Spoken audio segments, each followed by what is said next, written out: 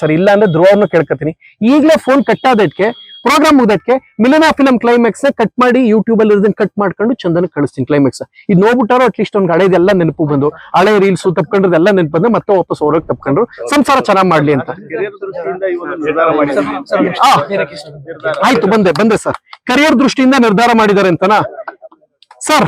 Career ದೃಷ್ಟಿಯಿಂದ ಆಯ್ತು ಇರಪ್ಪ, ಗೊತ್ತು ಕಣಲ್ಲ ಇವೆಲ್ಲ ನಿಮ್ ಮಾಸ್ಟರ್ ಒಂದ್ ನಿಮಿಷ ಇರಪ್ಪ ಆಯ್ತು. ನಾನು ಮಾಸ್ಟರ್ ಪಾಠ ಮಾಡ್ಬೇಕಾದ್ರೆ ಹಿಂಗೆ ಮಾಡ್ತಿದ್ದೆ. ಕರಿಯರ್ ದೃಷ್ಟಿಯಿಂದ ಯಾರೋ ಒಂದು ಚೆನ್ನಾಗಿ ಕೂಗ್ತಾ ಇದ್ದಾಗ ಆಯ್ತು ಸುಮ್ಮಿರಪ್ಪಲ್ಲ ಅಂತ ಹೇಳೋದೆಲ್ಲ ಮಾಡ್ತಿದ್ದೆ. ಕೂತ್ಕಾಯ್ತು, ನಾನು ಮಾಡ್ತೀನಿ ಇರೋ ಒಂದ್ ನಿಮಿಷ ಅಲ್ಲ ಹುಡುಗ ಅವನೆಲ್ಲಿ ಇರಪ್ಪ ನಿಮಿಷ. ಕರಿಯರ್ ದೃಷ್ಟಿಯಿಂದ ಒಂದ್ ಮಾತು ಹೇಳ್ತೀನಿ, ಯಾರು ಅಂದ್ರೆ ಅವ್ರು ಗೊತ್ತಿಲ್ಲದೆ ಮದ್ವೆ ಆದ್ರ ಸರ್, ಗೊತ್ತಿಲ್ಲದೆ ಮದ್ವೆ ಆದ್ರ.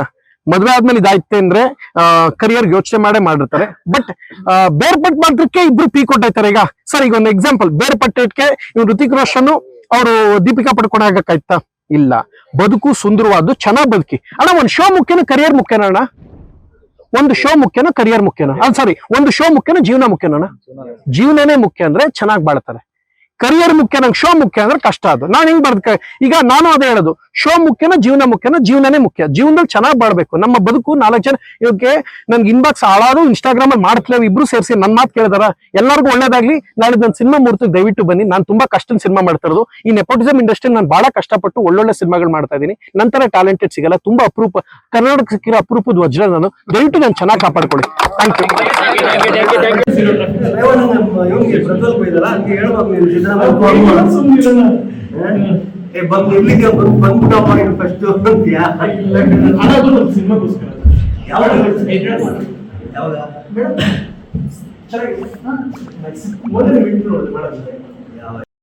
ಎಲ್ಲರೂ ಸೋಷಿಯಲ್ ಮೀಡಿಯಾ ನೋಡ್ತಾರೆ, ನೀವು ಬಹಳ ಪ್ರಾಮಾಣಿಕ ಆ ಪ್ರಾಮಾಣಿಕತೆಯಲ್ಲೇ ನಾನು ಜನ ಹತ್ರ ಬಯಸ್ಕೊಳ್ಳೋದು.